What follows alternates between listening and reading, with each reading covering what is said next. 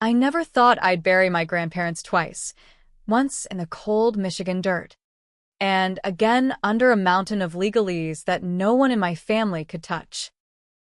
But when the lawyer handed me the keys to their $3 million estate on the day I walked across that stage with my business degree in hand, something primal snapped awake inside me.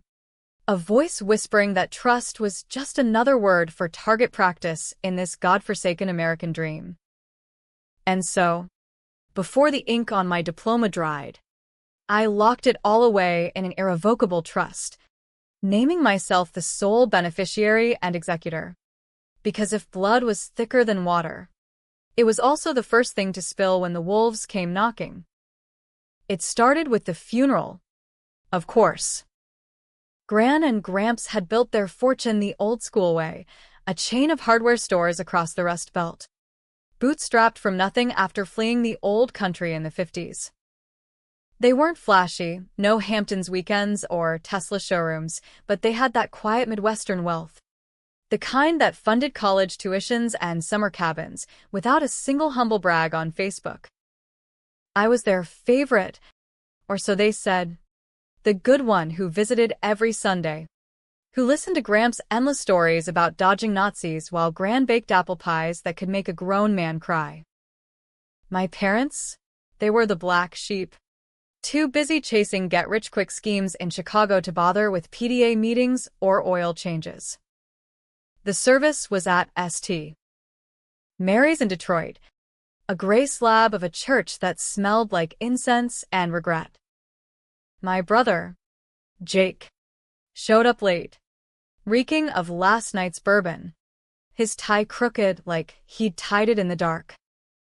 Mom and Dad flanked him, Dad's eyes already glazing over the obituary like it was a tax form.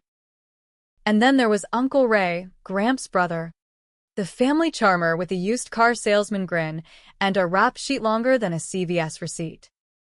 He clapped me on the back too hard, whispering, "Emmy, kiddo, we're all in this together now," his breath hot with a lie. I was 22, fresh out of U of M with a 3.9 GPA and a job offer from a Big Four firm that I hadn't even bothered to negotiate yet. The will reading happened in a stuffy law office downtown, the kind with mahogany paneling and a receptionist who called everyone sir or ma'am, Mr. Hargrove, the estate attorney, cleared his throat and dropped the bomb. Everything to me. The houses in Grosse Pointe and Traverse City, the stocks in Ford and GM, the lakefront property that could fetch 7 figures on a slow day. 3 million. Give or take market fluctuations. My family's jaws hit the floor in unison. A chorus of stunned silence that echoed like a bad sitcom punchline. Why her? Jake spat first, his face turning that mottled red I remembered from high school fights. She wasn't even here when they got sick. I drove from Chicago every weekend. You came twice, I corrected softly, my voice steady as the lawyer's fountain pen scratching notes. And both times, you raided Gramps' liquor cabinet. Mom jumped in, her acrylic nails drumming the armrest. This is ridiculous. Harold, Dad. I mean, he always promised us a peace. We have rights. Uncle Ray leaned forward, all avuncular concern. Amelia's a smart girl. Folks. But family shares. Right? We can work this out. No need for courts. Hargrove adjusted his glasses. The will is ironclad. Amelia is the executrix. And she's already instructed us to transfer assets into a trust, irrevocable. I might add. Distributions only to her discretion. I'd done it that morning. Before the reading. Sign the papers in a notary's office that smelled like stale coffee. My hand shaking just enough to smudge the ink on one corner. It wasn't spite. Not yet. It was survival. Because I knew my family. I knew the stories Gramps whispered on those porch swings, how Uncle Ray had once borrowed $50,000 from the business to fund a failing strip mall, how Jake had dropped out of community college after embezzling tuition money for coke-fueled weekends in Vegas. And me, I'd covered for them all. Every damn time. It went back to junior year, that humid August when the world tilted on its axis. Jake, 19 and full of that millennial entitlement, had hacked into the family business's accounts, not ours, but a supplier's, to skim payroll for his startup. A Ponzi scheme dressed up as an app, promising crypto riches to desperate auto workers. When the feds came knocking, it was me who confessed. Me who said I'd done it for extra cash to fund my and Arbor apps. Juvenile court. Sealed records. Community service scrubbing graffiti off overpasses. I was 16, staring down a judge with eyes like chipped flint, while Jake slunk off to rehab on Mom and Dad's dime. Gran and Gramps never asked why.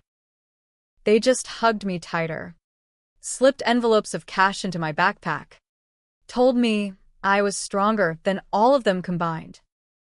Blood ain't always a blessing. Emmy, Gramps rasped one night, his emphysema turning every word to gravel. Sometimes it's a curse you gotta outrun. So yeah, the trust was my outrun. A fortress of fine print, with clauses that tied up the assets tighter than a hangman's knot. No loans to relatives, no early withdrawals, nothing but a steady drip of interest to keep me afloat until I hit 35. The rest, locked until I decided otherwise. Or forever. That night, after the reading, we gathered at the Grosse Pointe House, Gramps' pride, all crown molding and leaded glass overlooking Lake St. Claire. The air was thick with casseroles from well-wishers and the undercurrent of resentment that always simmered in our bloodline. Jake cornered me in the kitchen, his breath sour. You think you're hot shit now? Huh? Little Miss Perfect. Screwing us over with your fancy degree. It's not about that, I said, rinsing plates to avoid his eyes. It's what they wanted. Bullshit.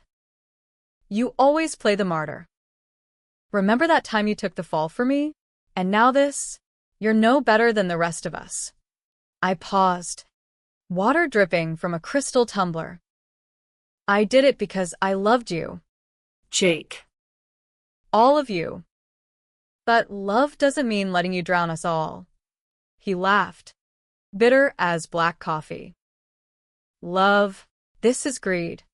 Eminência. Pure greed. Uncle Ray sidled and then, clapping Jake on the shoulder like they were old war buddies. Easy, nephew. Emmy's just being cautious. Smart. Even. But hey, family conference tomorrow? We talk it out. Find a way forward. I nodded, forcing a smile. But inside, the hook was already set. They didn't know I'd hired a PI that afternoon, a grizzled ex-cop named Kowalski who specialized in white-collar dirt. Dig, I told him. Start with Ray. He's always the spark that lights the fuse. The next morning, over burnt toast at Mom and Dad's cramped bungalow in Oak Park. The pitch came. Uncle Ray, ever the showman, spread blueprints across the Formica table, plans for a family venture, a flip on the Traverse City cabin into luxury condos. We pool resources. Emmy. Your trust seed money. My connections in real estate. Jake handles the tech side, apps for vacation rentals. Boom. Generational wealth. Dad nodded eagerly, his bifocals slipping. It's what your grandparents would have wanted.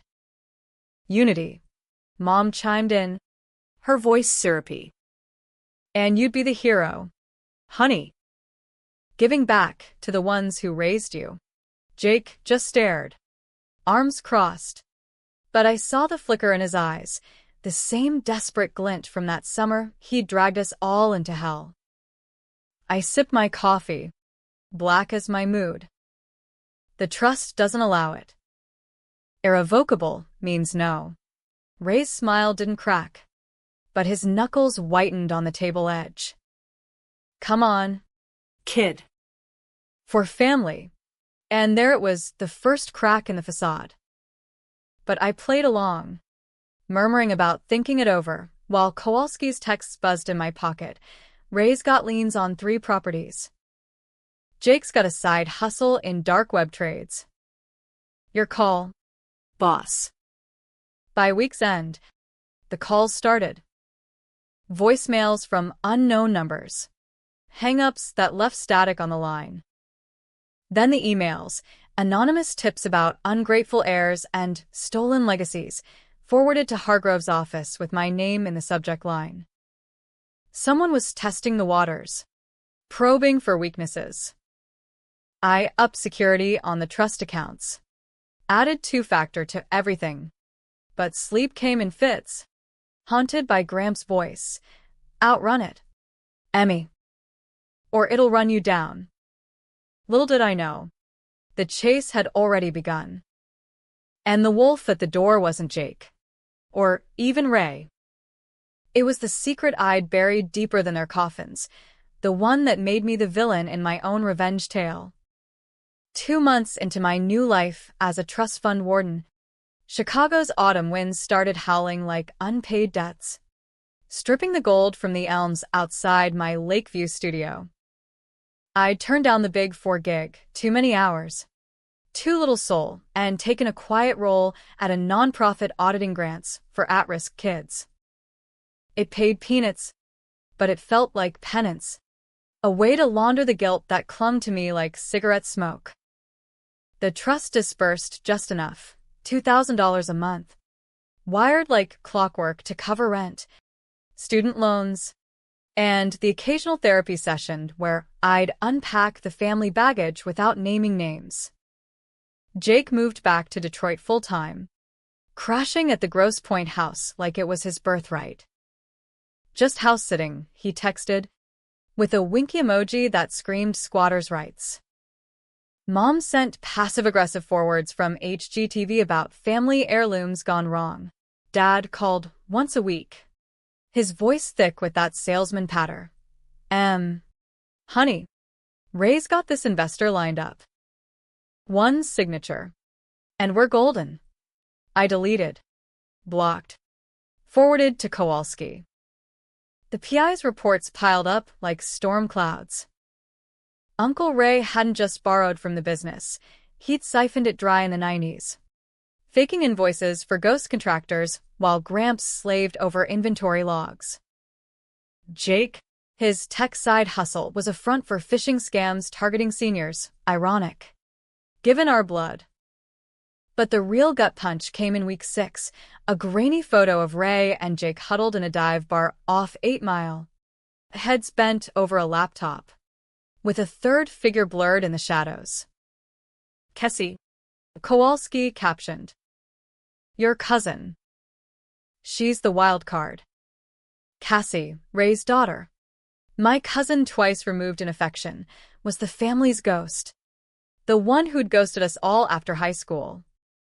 Blonde, sharp-tongued, with a nursing degree she used to bounce between ER shifts and pyramid schemes. She'd always been Ray's shadow, whispering in his ear during holidays. The one who laughed loudest at my goody-two-shoes jokes. If she was in, it meant the plot had teeth. I confronted Jake over FaceTime one drizzly Tuesday, the kind where the lakefront fog rolls in like bad news. He was in the den, Gramps' old recliner creaking under him, a half-empty PBR sweating on the side table. What's with the bar meetings, bro? Kowalski says you're playing Three Musketeers with Ray and Cassie. His face froze, then split into that boyish grin that used to get him out of detention. Paranoia much? It's nothing. Just venting about your lockdown. Cassie's back in town, helping with Mom's meds. Liar, I said flatly. The trust stays locked. Tell Ray to back off. Or what? You'll sick your PI dog on us? Jesus. Inc. We're family. Family doesn't forge Gramps' signature on a quitclaim deed last month. Silence. Then his eyes narrowed. The grin gone. You don't know shit. I know enough. Back. Off. I hung up, heart hammering, and poured a glass of the cheap Merlot that passed for self-medication in my price range. But the seed was planted, doubt worming its way in. What if they were right? What if locking it away made me the monster? Hoarding Gran's pies and Gramps stories while they scraped by on Social Security and side gigs? Therapy had a name for it. Survivor's guilt. Laced with the Michigan Protestant work ethic that said wealth was a sin unless you shared it with the congregation. The flip came at Thanksgiving. I drove up solo. The I-90 for a ribbon of slush and semis, telling myself it was for closure. The house glowed like a Norman Rockwell eye. Turkey aromas wafting from the kitchen where Mom fluttered like a moth. Ray was there, carving with theatrical flair. Cassie perched on a stool in scrubs, her laugh cutting through the din. Jake shot me a glare from the couch, remote in hand, some football game droning. To Amelia, Ray toasted when we sat, his glass raised high. The keeper of the flame. Murmurs. Clinks. I forced a smile, but Cassie's eyes met mine across the table. Cool. Assessing, like she was diagnosing a fracture. Dinner dragged. Dad's bad jokes. Mom's overcooked yams. Jake's sullen pokes at the stuffing. Then, post-pie, Ray pulled me aside in the study, the room still smelling of Gramps' pipe tobacco. Emmy, level with me, he said, sinking into the leather wingback. This trust bullshit, it's killing us. Your grandma, God rest her. She wouldn't want this. Jake's got debts up to his eyeballs. Cassie's single mom now. Kids got medical bills. We're drowning. I cross my arms, leaning against the desk. Then get a job. Like I did. He chuckled, low and bitter. Jobs? In this economy? Kid. I taught your Gramps everything he knew about flipping houses. Without me, there'd be no empire. And without you, I shot back, there'd be no bankruptcies in '98. His face darkened, just for a second, then the mask slipped back. Water under the bridge. But think about it. Release a chunk, say, $500K. We invest smart. You get a cut. Everyone eats. I shook my head. No. Phoenix. He stood, too close, his cologne cloying. But family's forever. Emmy. You lock us out. You're locking yourself in a cage of your own making. That night, in the guest room with its faded floral wallpaper, I couldn't sleep. The house creaked like it was whispering secrets.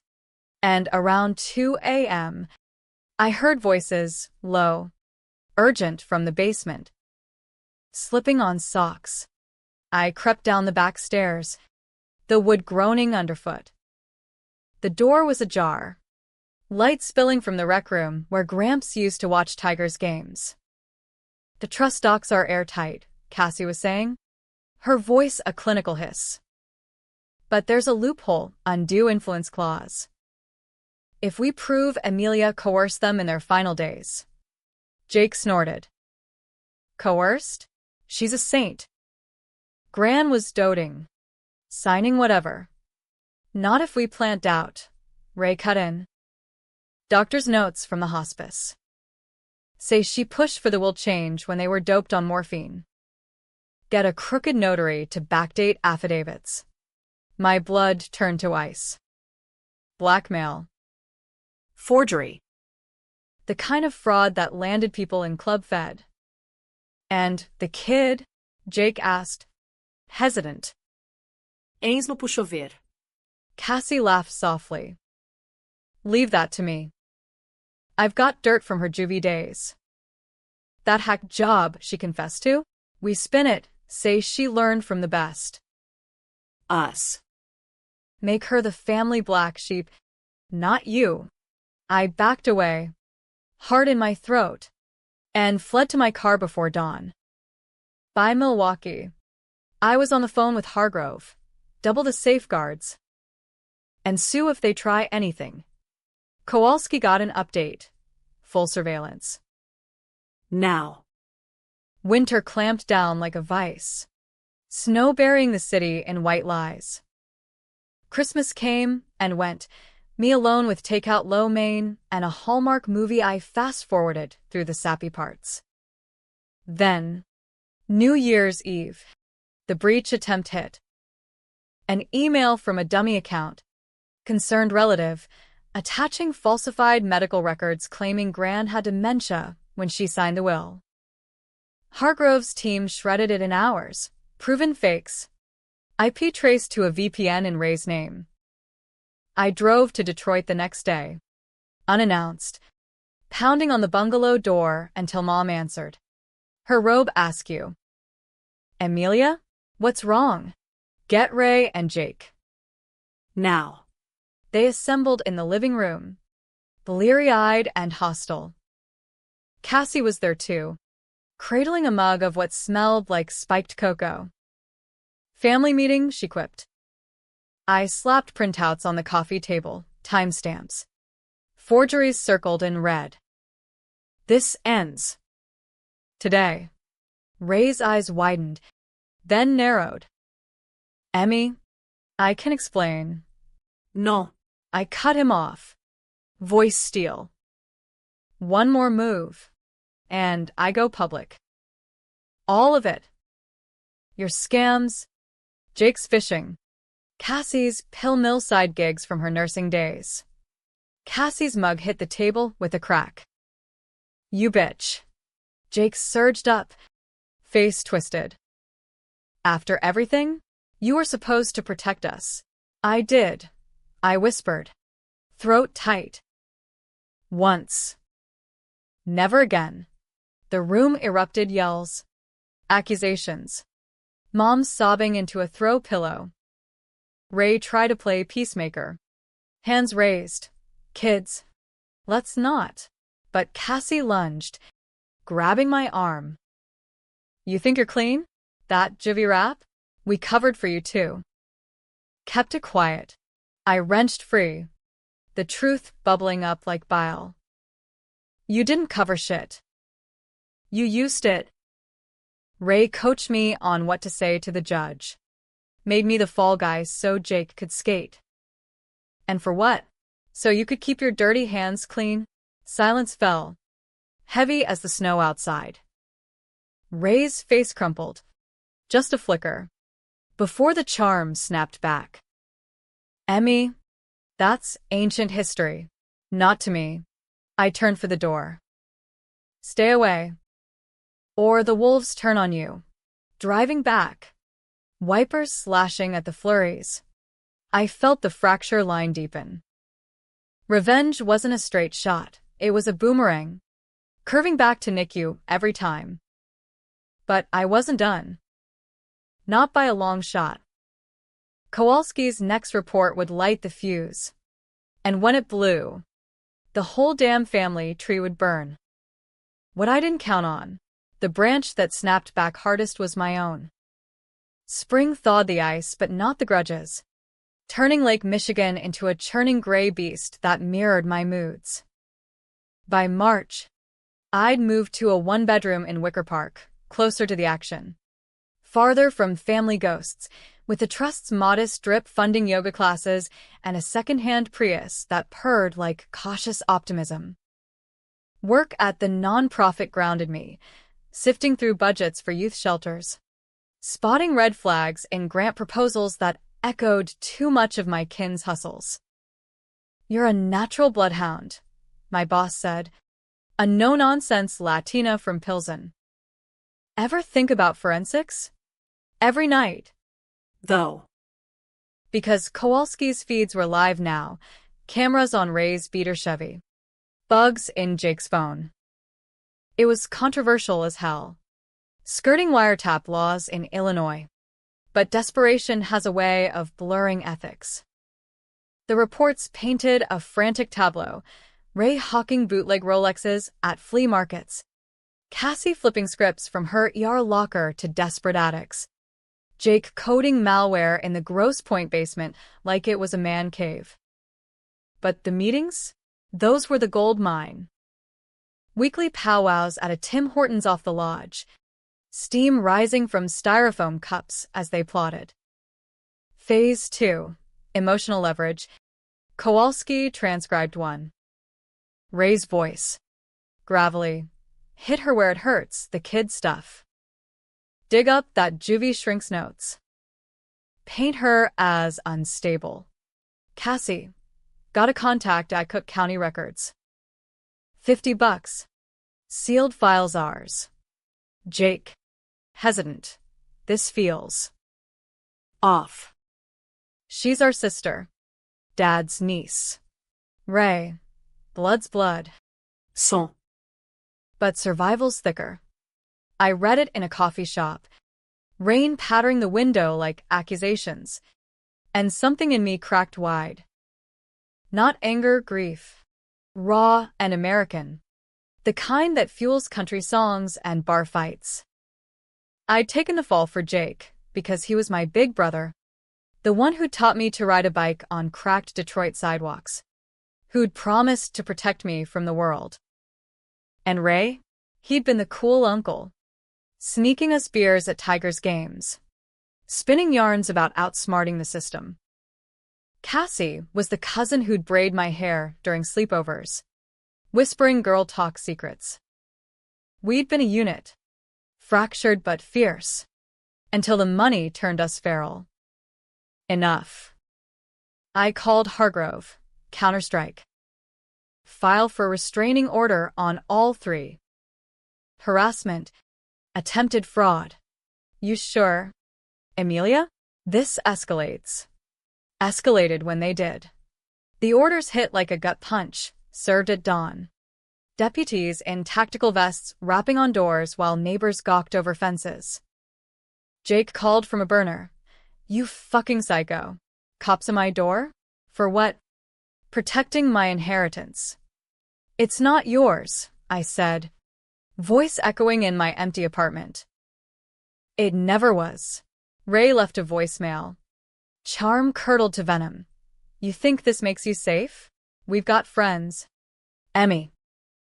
Bad ones. Cassie? Radio silence. But her Facebook went dark, profile scrubbed. A ghost in the machine. The backlash was swift. A Midwestern mobbing. Anonymous Yelp reviews tanked the nonprofits page. Fraudulent org run by greedy heiress. My inbox flooded with spam from debt collectors, fake ones. I knew. But each ding chipped at the armor. Then the real knife, a letter from Mom. Postmarked Oak Park. Handwriting shaky as her nerves. Amelia. How could you? Your father had a heart episode last night. Stress? The doctor said. We're ruined because of you. Remember who changed your diapers? Who paid for those books you buried your nose in? Ungrateful. Come home. Fix this. Or don't come at all. I crumpled it, tears hot on my cheeks, and drove to therapy instead. Dr. Lena, with her no BS bob and coffee breath, leaned forward. This isn't just about money. Is it? It's the betrayal. The one you swallowed at 16. I nodded, picking at a cuticle. I thought if I took the hit, it'd end. Clean slate. But slates don't clean themselves. She tapped her pen. Revenge is a mirror. Amelia. You see their sins. But yours stare back. Question is, whose reflection do you break first? I left with homework. Journal the good memories. But the pages filled with rot. Jake's fists on the wall after Dad's rages. Ray's jokes that left bruises on Mom's arms. Cassie's sly thefts from Grand's jewelry box. Good? It was all laced with poison ivy. That itch you scratch until you bleed. April brought the flip I never saw coming. Kowalski called late. Voice tight. Boss. You sitting? Jake's turning states. Met with a Fed contact, some white-collar guy from Detroit field office. Singing like a canary on Ray's old scams. Says it's to cut a deal. Get immunity for his fishing. I gripped the phone. World tilting. Why now? Guilt. Maybe. Or self-preservation. But get this, he mentioned you. Said the juvie thing? Ray put you up to it. Yeah. But you knew the supplier, the one Jake hit? It was Gramps' old partner. You covered to protect the family name. But deep down, you wanted out. Leverage for the will. My stomach dropped. The supplier, old Mr. Harlan, who'd stiffed Gramps on a deal years back. Jake's hack wasn't random. It had been payback. And I confessed knowing it would tank Harlan's retirement. Not innocent. Not anymore. Record it, I told Kowalski. Everything. The climax brewed in May. Under skies heavy with promise and peril. Ray. Cornered. Went nuclear, hiring a sleazy PI of his own. One who'd tailed me to therapy. Snapped pics of me laughing with a barista. Blackmail fodder. Unstable heiress unfit to manage estate. Cassie resurfaced. Filing a civil suit from a P.O. box in Indiana. Undue influence. Elder abuse. The works. Jake played both sides. Leaking to the feds while whispering apologies in my DMs. Sorry. Eminencia. Ray's forcing it. Help me out. I'll flip for real. I met him at a neutral spot, a park off the lake. Benches slick with dew. He looked hollowed. 20 pounds gone. Eyes darting like a cornered fox. They're gonna kill me. Cease. Ray found out about the feds. Cassie's raging, says I'll pay. Then run, I said, handing him a coffee I hadn't touched. Take the deal. Testify. He laughed. Wet and broken. And leave you holding the bag? Nah. This trust, it's our ticket out. Sign it over. Joint control. We split. Fair and square. I studied him. The brother who'd once built forts in the backyard. Now a husk of schemes. Or, I tell the judge everything. Your role in the hack. How you goaded me into it. Whispered the codes. We go down together. The threat hung. Controversial as a loaded gun in a glove box. Polarizing. Was he bluffing? Desperate? Or had I created this monster? My protection forging his weakness? I stood. Wind whipping my coat. You choose. Jake. But know this. The trust isn't just money. It's their ghost. And ghosts don't forgive. He grabbed my wrist. Grip feverish. Ink. Please. Family. I twisted free. Walking away as sirens wailed in the distance. Cops. Maybe. Or just the city's endless dirge. Back home. I wired Kowalski. Bait the trap. Leak Jake's flip to Ray. Let them devour each other. It was ruthless. A decision that split me down the middle, hero or heel. As the sun dipped, painting the skyline bloody, I wondered if revenge was worth the soul tax. But the die was cast, and in America, the house always wins eventually. Or so I thought. June scorched and like a bad bet. Humidity turning Chicago into a steam bath where secrets festered. The trap sprang mid-month. Kowalski's plant, a disgruntled associate with a burner phone, tipped Ray to Jake's betrayal. I watched it unfold via encrypted feeds. Popcorn forgotten on the counter. Ray's rage was operatic, a screaming match at the Grosse Pointe driveway. Jake's nose bloodied before Cassie pulled them apart. Traitor, Ray bellowed, audible through the mic. After I covered your ass in diapers. You covered for yourself, Jake shot back, wiping his face. That hack, your idea. The Ponzi? Yours too. M took the fall so you could keep slinging shit. Cassie. Ever the mediator turned manipulator. Herded them inside. Focus. Boys. The feds are circling. We hit the trust now emergency petition. Claim Amelia's harassment drove Jake to breakdown. By dawn. The papers filed, a motion to dissolve the trust on grounds of familial duress. Hargrove called. Voice clipped. They're alleging you orchestrated the whole feud to consolidate power. Got affidavits from all three, sworn statements painting you as the puppet master. I laughed. Hollow. Counter with the recordings. The forgeries, the threats. Already in motion. But Amelia, this goes to hearing. Public. Messy. Messy was the word. The local rag picked it up. Heiress versus heirs. $3 million family feud rocks Motor City, with my yearbook photo splashed beside Ray's mugshot from '02. Online. It exploded. Reddit threads debating if I was a savvy survivor or a cold-blooded cutter.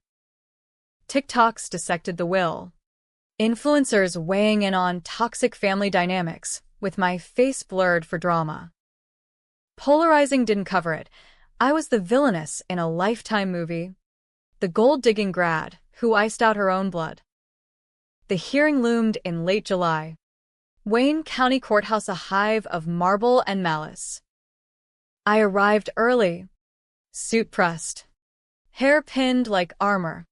Kowalski shadowing discreetly. Mom was there in the gallery. Dad's arm around her. His face ashen from the episode. Jake avoided my eyes. Fidgeting beside Cassie, who met my gaze with a smirk that said checkmate. Ray? He preened at the defense table. His lawyer a slick fox from Southfield with billboards on every freeway. Judge Harlan, no relation to the supplier. Thank God, called order. A no-nonsense black woman with a gavel like thunder. Prosecution open mild. The trust's legality. My clean record. Then Ray's side unleashed. Tearful testimonies. Mom sobbing about losing her baby girl to greed.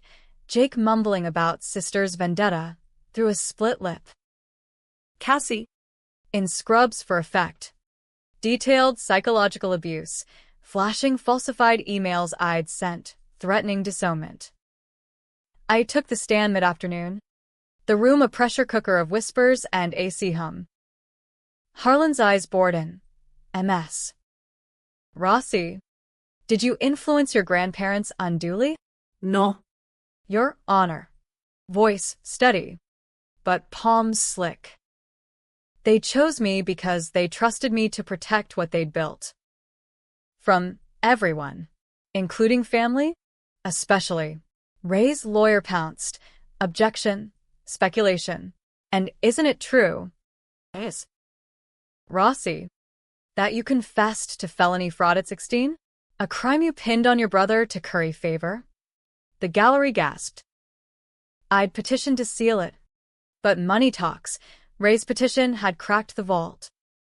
I confessed to protect him, I said. Chin up. But it was his crime. Ray coached the cover story. Lies. Ray surged, restrained by bailiff. She's the snake. Judge. Coerced the old folks when they were half gone. Harlan banged. Counsel. Control your client. The feeds played then. Hours compressed to highlights. Basement plots. Bar schematics. Jake's fed meat. Gasps rippled. Jake crumbled. Head in hands, Cassie cursed under breath. Ray's face went ashen. Charm fled. Recess hit like a mercy kill. In the hall, Mom cornered me, eyes wild. How could you? Amelia? Tapes? Spies? We're animals to you. You made us animals, I whispered. By letting him. She slapped me, sharp, echoing, before Dad pulled her away. Monster, she hissed. Back in session. The flip came swift. Jake's immunity deal materialized. His testimony a dagger. Ray masterminded it all, he choked out. The hack. The will challenge. Even pushed me to threaten M. Cassie's in on the docs. Fake hospice logs. Betrayal squared. Cassie lunged across the bar. Nails raking air. Liar. You begged for it. Bailiff swarmed. Harlan adjourned. Ruling from bench. Trust upheld. Counterclaims for fraud against Ray and Cassie. Jake, redirected to feds for sentencing. Dismissed with prejudice, she intoned. And MS. Rossi, consider mediation. Blood binds, even when it bleeds. Outside. Rain lashed the steps. Media scrums shoving mics. I pushed through. Kowalski's arm a shield. To the Prius, where victory tasted like ash. 3 million safe. But the cost? A family in tatters. My reflection fractured. The twist hit weeks later. A manila envelope postmarked Traverse City, no return. Inside, Gramps' handwriting. Shaky on hospice stationery. Emmy, if you're reading this, the Wolves won. But no, the estate? Not just stores. Underground, war bonds from the old war. Unreported. IRS'll come calling. I left it to you to decide. Pay up. Or bury deeper. Love always. Outrun it. My knees buckled. The $3 million? Surface skim. Real haul. Millions more in black market relics. Tax evasion baked in. Gran and Gramps. Immigrants who dodged bullets. Now, gifting me a Pandora's box of peril. Reported? Lose half to Uncle Sam. Taint the legacy. Hide it. Become the criminal I'd avenged against. I sat by the lake till dusk. Waves gnashing like judgments. Happy ending? Tragic farce? The revenge was mine. But the debate eternal. Was I guardian or grifter? Saint or sinner in this star-spangled saga? In the end, I burned the letter. Ashes scattering on the wind. The trust held. The wolves scattered. But some secrets? They don't die. They just wait for the next full moon. And in America, the night never truly ends.